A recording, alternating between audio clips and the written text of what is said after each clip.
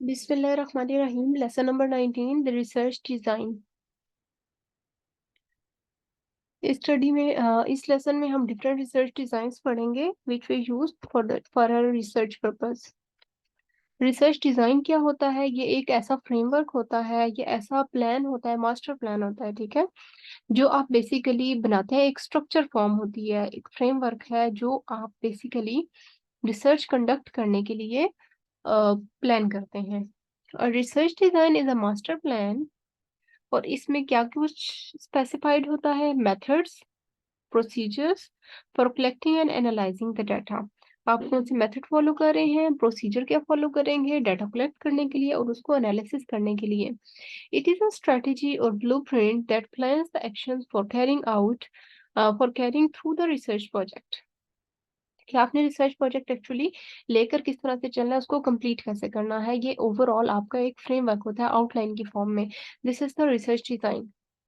Research design में क्या कुछ शामिल होता है? Series of rational decision making choices depending upon the various options available to the researchers. इसमें जो बेसिक इसके एलिमेंट्स हैं, डिफरेंट एलिमेंट्स पर ये मुश्तमिल होता है। The purpose of the study number 1, ठीक है। Second is the unit of analysis, third time dimension, fourth mode of observation, fifth sampling design, six observational tool, seven data processing and eighth one is the data analysis। 8 steps पर यह मुश्तमिल होता है या 8 elements पर मुश्तमिल होता है research design. Number 1, purpose of the study. Study का मकसद, स्टडी का ऑब्जेक्टिव स्टडी का एक्चुअल पर्पस क्या है। इसमें आपके पास आपने जो टाइप्स ऑफ रिसर्च पढ़ी हैं डिफरेंट टाइप्स में, आपने exploratory, explanatory and descriptive type पढ़ी थी, ठीक है। ये तीनों का डिफरेंस भी लास्ट प्रीवियस चैप्टर्स में डिस्कस हो चुका है। अब डिस्क्रिप्टिव रिसर्च में क्या होगा? आप इसमें डिस्क्राइब कर रहे होते हैं चीजें, आप डिस्क्रिप्शन फॉर्म में मेंशन कर रहे होते हैं। जिस तरह से आपका जो कंसर्न होता है, हु, व्हाट, वेयर, व्हेन और हाउ मच, कि अगर कोई प्रॉब्लम है, किसकी वजह से है, कैसे है, क्यों है, किस जगह पर है, किस टाइम फ्रेम में है प्रॉब्लम एग्जिस्ट कर रही है, कितनी उसकी इंटेंसिटी है, किस लेवल तक है, उसकी टाइप्स या कैटेगरीज या सो ऑन। इस तरह की जब आप डिस्क्रिप्शन फॉर्म कर रहे होते हैं तो that is called descriptive research. और एक्सप्लेनेटरी रिसर्च में आप एक्सप्लेन करते हैं। एक्सप्लेन मीन आप रीजनिंग की तरफ जाते हैं, ठीक है। इसमें आप कोरिलेशनल रिसर्च भी हो सकती है आपकी, और कॉज एंड इफेक्ट रिसर्च भी हो सकती है। आप एक्सप्लेनेशन की तरफ जाएंगे। We try to explain relationship among variables, for instance why the crime rate is higher in locality, कि एक स्पेसिफिक लोकेशन पर क्राइम रेट क्यों हाई है, उसकी रीजन क्या है। Then in other locality B, दूसरी जगह की कंपैरिजन में। जब आप इस तरह की एक्सप्लेनेशन की तरफ जाते हैं, दिस इज एक्सप्लेनेटरी स्टडी। तो आपको स्टडी का पर्पस पता होना चाहिए कि आप आइदर डिस्क्रिप्शन की तरफ जाएंगे, आप एक्सप्लेन करेंगे कुछ, या एक्सप्लोर करेंगे कोई नई चीज आप एक्सप्लोर करना चाह रहे हैं। तो the first step is the first element is the purpose of study. Research design में आपको पर्पस ऑफ स्टडी क्लैरिफाइड होना चाहिए। Then unit of analysis. Unit of analysis का मतलब है कि आपका बेसिकली टारगेट क्या है, आपने डाटा कलेक्ट किससे करना है, आप जिससे डाटा कलेक्ट करते हैं that is your unit of analysis. जिस तरह से अगर आप सपोज डॉग्स पर स्टडी कर रहे हैं, ठीक है, तो आपने डॉग का डाटा कलेक्ट करना है, तो dog is the unit of analysis of your study, ठीक है। इसी तरह से आप अगर जनरल पॉपुलेशन से कर रहे हैं, डाटा कलेक्ट करना है, आपने आपने उनके बारे में रिसर्च करनी है, तो आपका यूनिट ऑफ एनालिसिस इंडिविजुअल होगा, ठीक हो गया। इसी तरह से आप अगर किसी प्लांट पर रिसर्च कर रहे हैं तो आप एक्चुअली प्लांट का डाटा कलेक्ट करेंगे, प्लांट के बारे में डाटा नोट डाउन करेंगे, तो प्लांट आपका यूनिट ऑफ एनालिसिस कहलाएगा। आई होप आपको क्लैरिफाई हो गया होगा यूनिट ऑफ एनालिसिस का concept. The unit of analysis refers to the level of aggregation of the data collected during the subsequent data analysis stage. कि आप जिससे डाटा लेंगे, जिसका डाटा आपको रिक्वायर है for your research purpose, that is your unit of analysis. और जो unit of analysis है, आप ग्रुप लेवल पर भी हो सकता है, डिपार्टमेंटल लेवल पर भी हो सकता है। सपोज ग्रुप लेवल की अगर हम बात करें, ये इन्होंने एक एग्जांपल भी दिया, हम ये भी पढ़ लेते हैं। If the researcher is interested in studying two person interaction, अगर एक रिसर्चर ये उनका इंटरेस्ट ये है कि वो दो लोगों के आपस में इंटरेक्शन को स्टडी करना चाहता है, then several two person groups also known as dyads will become the unit of analysis. फिर टू टू ग्रुप के इंडिविजुअल्स का वो डाटा लेगा। ठीक है, तो अब ये जो टू ग्रुप का जो इंडिविजुअल बन गया ना, जिसे डायर्ड बोल रहे हैं, ये यूनिट ऑफ एनालिसिस कहलाएगा। तो आप यूनिट ऑफ एनालिसिस की आई होप सो आप एग्जांपल भी आसानी से दे सकते हैं। If the problem statement is related to group effectiveness, unit of analysis would be at group level. अगर आप एक ग्रुप की इफेक्टिवनेस चेक कर रहे हैं, ठीक है, number of groups of people है, और आप उस एक ग्रुप की आप ग्रुप लेवल पर इफेक्टिवनेस चेक कर रहे हैं, तो वो जो आपका ग्रुप लेवल पर आपने ग्रुप से डाटा कलेक्ट करना है, तो इस केस में भी आपका जो यूनिट ऑफ एनालिसिस है वो आपका इंडिविजुअल होगा। तो ये group level per unit of analysis है आपका। अगर डिपार्टमेंटल लेवल की बात करें, आप किसी ऑर्गेनाइजेशन में और डिपार्टमेंट की परफॉर्मेंस को आप जज करना चाह रहे हैं, एनालिसिस करना चाह रहे हैं, तो वो आपके डिपार्टमेंटल लेवल पर आपका यूनिट ऑफ एनालिसिस आएगा, और वो भी इंडिविजुअल ही होंगे। Unit of analysis in a study are typically also the units of observation. तो यूनिट ऑफ एनालिसिस जो होता है वो एक्चुअली यूनिट ऑफ ऑब्जर्वेशन भी कहलाता है, कि एक्चुअली आपने ऑब्जर्व ही उसी पर्सन को या उसी स्पेसिफिक ऑब्जेक्ट को करना है जिसको आप स्टडी करना चाह रहे हैं। Third element of the research design is time dimension. Research design में आप टाइम को स्पेसिफाई करते हैं कि आपने आइदर 3-4 मंथ्स के अंदर डाटा कलेक्ट करना है, या फिर आपने 1-2-3 इयर्स तक डाटा कलेक्शन कंटिन्यू रखनी है, या फिर यूं कह लें कि आपने एक डिजीज को स्टडी कर रहे हैं और डिजीज के इफेक्ट्स डेवलप होने तक आप स्टडी करेंगे। तो अब वो इफेक्ट्स बेशक साल में डेवलप हो रहे हैं, 1.5 साल में डेवलप हो रहे हैं, तो अब जब आप इस तरह से टाइम फ्रेम के अकॉर्डिंगली अपने डिसाइड करें ना रिसर्च, तो आपकी रिसर्च क्रॉस सेक्शनल हो सकती है या लॉन्गिट्यूडनल स्टडी कहलाती है। ठीक है, क्रॉस सेक्शनल में जब आप लिमिटेड टाइम फ्रेम के अंदर रहते हुए रिसर्च कंप्लीट करेंगे, यानी कि 3-4 मंथ के अंदर आपने डाटा कलेक्ट कर लिया, या 1 मंथ के अंदर या 2 मंथ के अंदर, एक स्पेसिफिक टाइम इंटरवल है जिसकी फिक्स्ड वो है ड्यूरेशन, तो this type of research is called cross sectional study.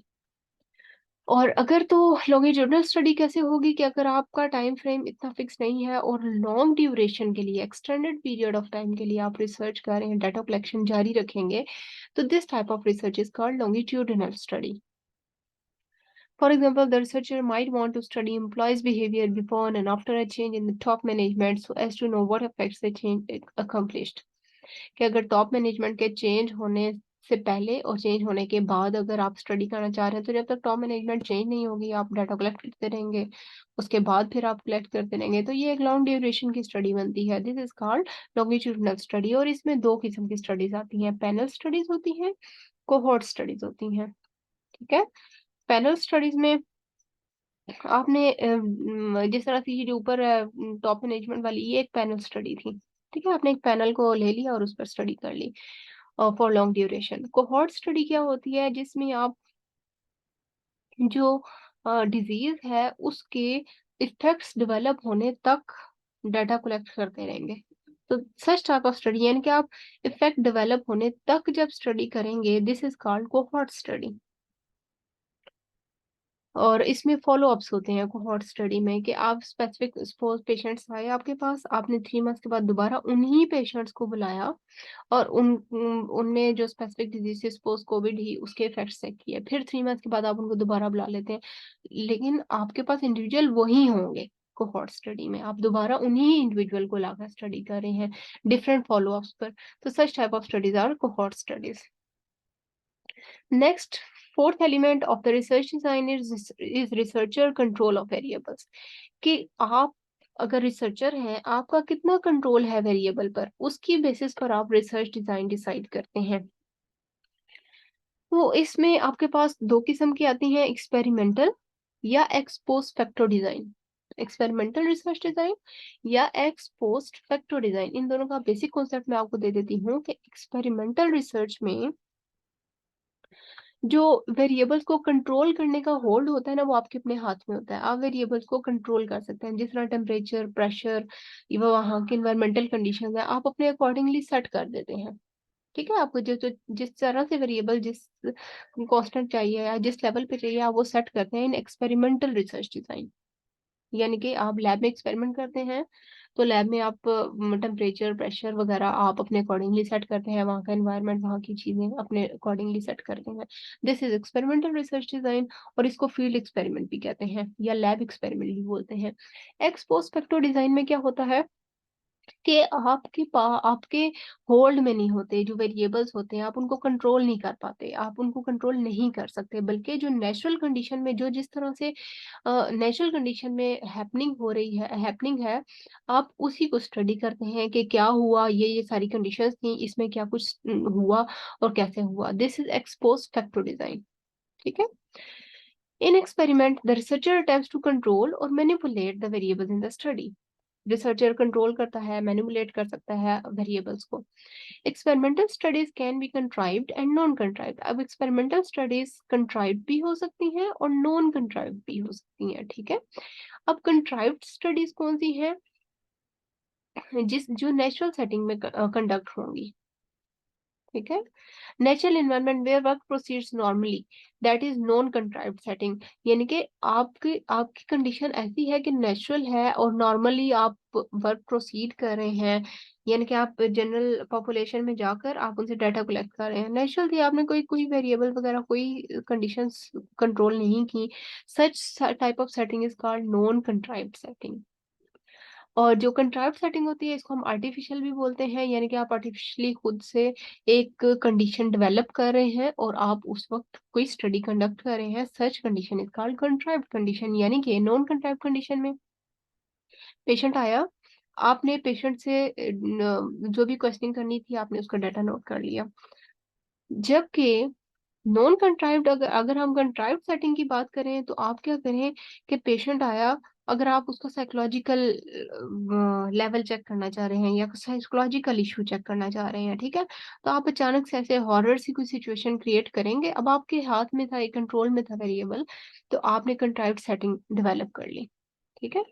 तो कोरिलेशनल स्टडीज ज्यादातर जो होती हैं वो नॉन कंट्राइव्ड सेटिंग में होती हैं, जबकि कॉज एंड इफेक्ट स्टडीज जो होती हैं वो कंट्राइव्ड स्टडीज, कंट्राइव्ड सेटिंग में होती हैं। वो कैसे?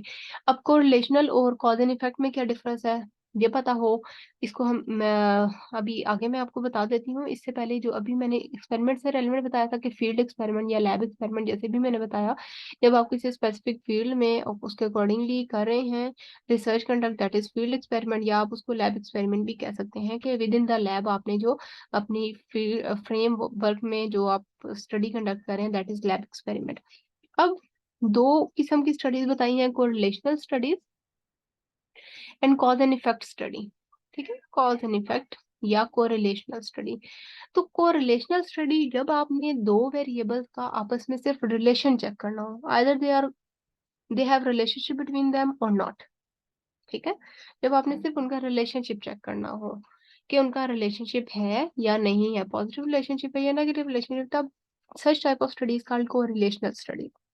लेकिन अगर आपके पास दो वेरिएबल है और आप एक वेरिएबल का दूसरी वेरिएबल के ऊपर इफेक्ट चेक कर रहे हैं कि वो कितना उसको अफेक्ट कर रहा है, तो such type of study is called cause and effect study.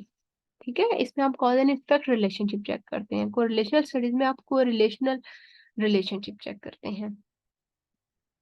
Then एक्सपोक्स factor design, जो आपने कहा, आपको मैंने कहा था कि आपके कंट्रोल में वेरिएबल्स नहीं होते, आप कंट्रोल नहीं कर सकते, बल्कि जो जिस तरह से हो रहा है आप एज इट इज रिपोर्ट करते हैं अपनी रिसर्च में। They can only report what has happened or what is happening. It is important that the researcher using the design not influence the variables to do so introduce bias, कि इसमें फिर variables को आप change नहीं करते ताकि आप biasness से बच सकें। ठीक है।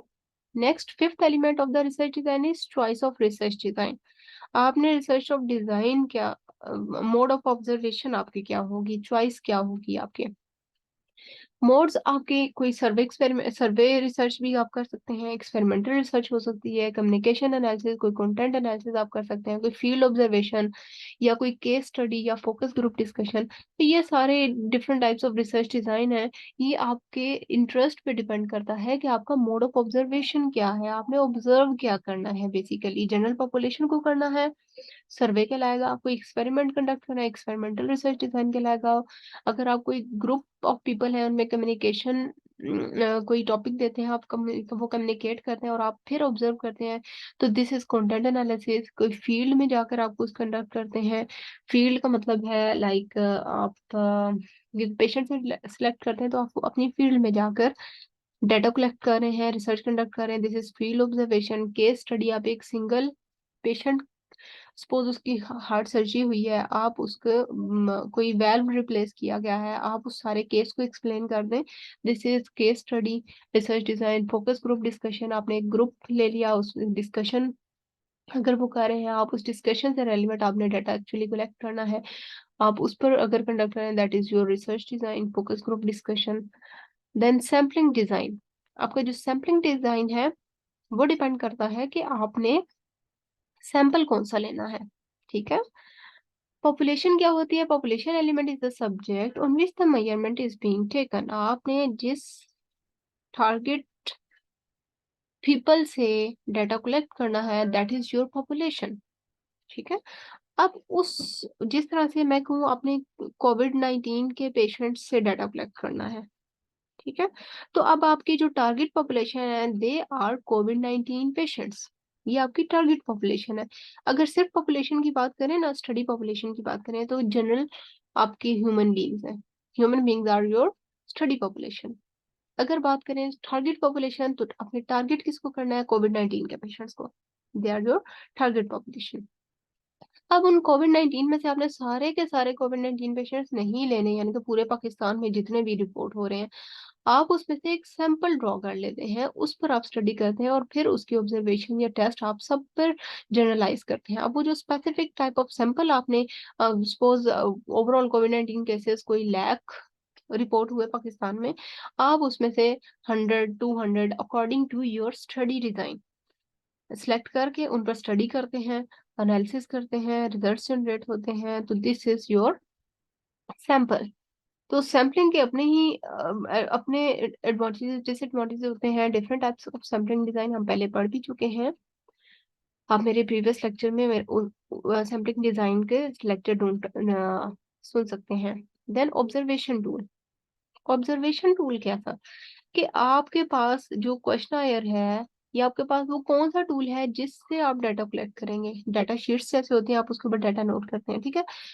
तो अगर आप डाटा शीट्स नोट यूज कर रहे हैं, या आपके पेज पर आपके ऊपर क्वेश्चंस मेंशन किए हुए हैं, आप वो डिस्ट्रीब्यूट करते हैं और लोग उस पर रिस्पॉन्स करते हैं, तो this is the questionnaire tool, ठीक है। तो क्वेश्चनायर, ऑब्जर्वेशन टूल क्वेश्चनायर हो सकता है। अगर आप इंटरव्यू कंडक्ट करते हैं, वर्बली आप क्वेश्चनिंग करते हैं और आप नोट कर रहे हैं data, this is interview schedule या interview guide. Similarly check list, आप एक लिस्ट डेवलप कर लेते हैं और उस पर आप मार्किंग कर रहे हैं, तो these are the observation tools. Eighth element is field data collection. Field data collection कैसे? Depending upon the mode of observation, आपने जो ऑब्जर्व करना है, ठीक है, मोड ऑफ ऑब्जर्वेशन की बेसिस पर आप फील्ड डाटा कलेक्शन प्लान करते हैं कि फील्ड में जाएगा कौन, डाटा कलेक्ट कौन करेगा, डाटा कलेक्ट किस पर होगा, who is responsible for the collection of data, और उस बंदे को जिसने डाटा कलेक्ट करना है उसको ट्रेनिंग की जरूरत है क्या, अगर है तो फिर उसको हमने कैसे ट्रेन करना है to collect the data. How will the quality control of data be maintain, और जो डाटा की क्वालिटी है वो कैसे मेंटेन की जाएगी, this is field data collection. आपने ये सारी बातों का ध्यान रखना होता है व्हाइल कलेक्टिंग योर डाटा, ताकि आपके जो रिजल्ट है, आपका जो एक्चुअल पर्पस ऑफ स्टडी है वो फुलफिल हो सके। Then data processing and analysis, जब आपका डाटा कलेक्ट हो जाता है, आप वो डाटा यूजफुल फॉर्म में कन्वर्ट करते हैं। सपोज आपने कोई अल्फाबेट या कोई स्ट्रिंग फॉर्म में आपने कुछ डाटा कलेक्ट किया है, आप उसको न्यूमेरिक फॉर्म में कन्वर्ट करते हैं, तो this is your data processing. और आप उसको फिर कोड कर दें कुछ, और फिर आप उसकी एंट्री कर दें सॉफ्टवेयर में, एनालिसिस करें, उस पर स्टैटिस्टिकल टेस्ट रन करें, this is your data analysis. Next is the survey research.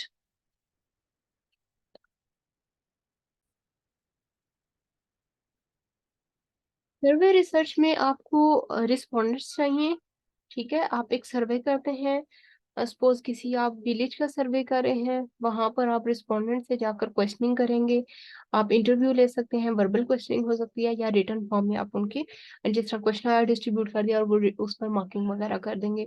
तो such type of research in which you visit somewhere, you visit some place to collect data, You go into general population. Such type of research is called survey research. Then, the more formal term, sample survey emphasizes that the purpose of contacting respondents is to obtain a representative sample of the target population. आप सर्वे क्यों करते हैं? कि आपको जो target population से response चाहिए आप वो गेन कर सकें। और जो सर्वे होता है इसी की हेल्प से आप एक्चुअली प्राइमरी डाटा कलेक्ट कर रहे होते हैं, एक्चुअल डाटा, एग्जैक्ट डाटा जो आपको डायरेक्ट अपने रिस्पोंडेंट से मिल रहा हो। This is the importance and also the benefit of the survey research. अब steps क्या है in conducting a survey? इसके 6 steps हैं। नंबर 1, आप hypothesis develop करते हैं सबसे पहले।